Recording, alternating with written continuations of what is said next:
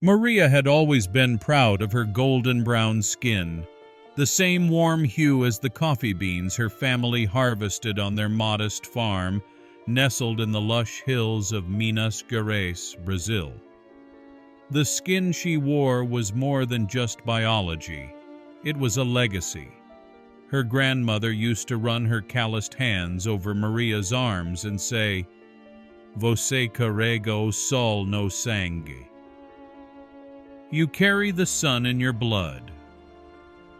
But that summer, her sun-kissed skin betrayed her in ways she could never have imagined.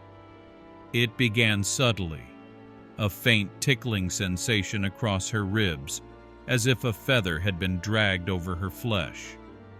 She scratched it absently, thinking nothing of it. The farm's summer heat, the dust, the mosquitoes. It could have been anything, but the itch grew persistent, spreading like a secret being whispered beneath her skin. At night, it pulsed with a slow, maddening rhythm, like a heartbeat that didn't belong to her. Within weeks, the tickle evolved into something grotesque, visible movement under the surface of her skin. The first time Maria saw it, a small bulge crawling across her abdomen while brushing her teeth, she screamed and dropped her toothbrush. Frozen in the pale blue light of dawn, she watched the ripple vanish as quickly as it had appeared. Like a tiny snake swimming under the surface, she would later tell doctors, but they didn't believe her. Not at first. Her mornings became rituals of dread. Each day before school, she stood half naked before the mirror, mapping the faint red trails the creature left during its nightly wanderings. Some mornings it lingered near her hip bone. Other times it crept up her side, leaving a path of swelling and bruised skin. On the worst days, it would ascend her back, where she could barely see, relying on double mirrors and desperate contortions.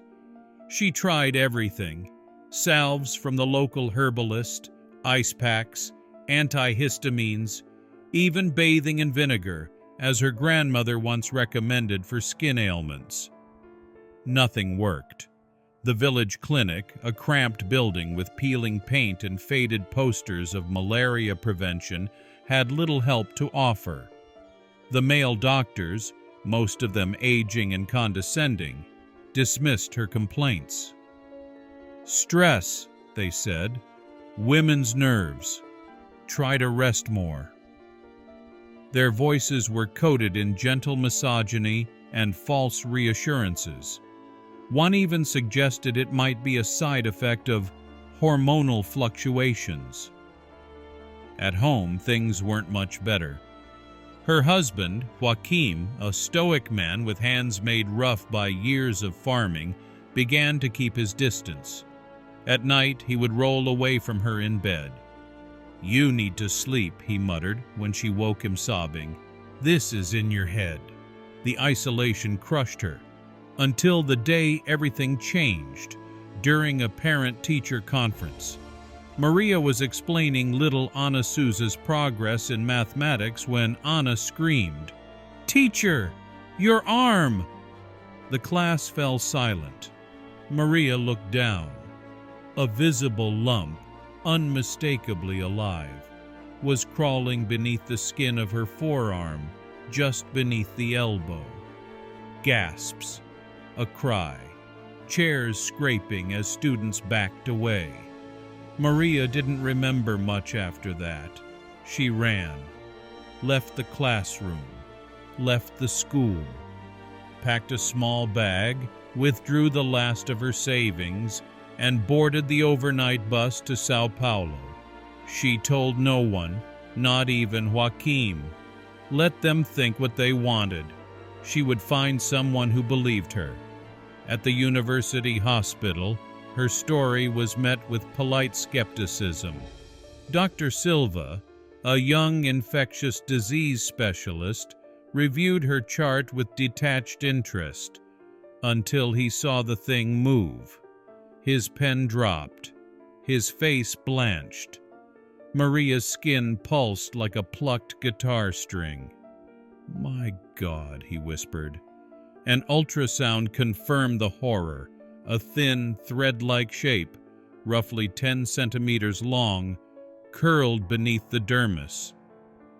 "Dirofilaria repens," Dr. Silva said grimly.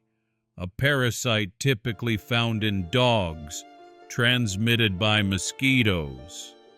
He showed her the grainy black and white footage of the creature wriggling inside her. In dogs, the worm matures and lives in harmony. In humans, it gets lost, confused, and begins to wander, aimlessly, endlessly, sometimes for years. Maria was offered sedation for the extraction, but she refused. "After months of people calling me crazy," she said through clenched teeth, "I want to see this demon leave my body." The operating room was hushed as the surgeon made a tiny incision.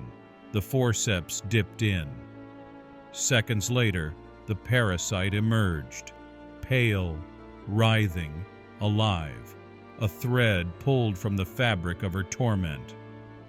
Maria didn't cry, she didn't scream, she just watched.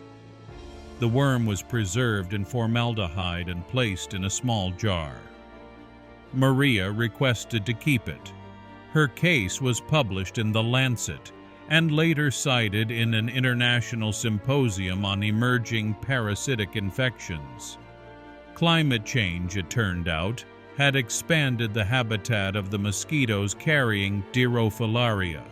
Human cases across South America had increased threefold in the last decade.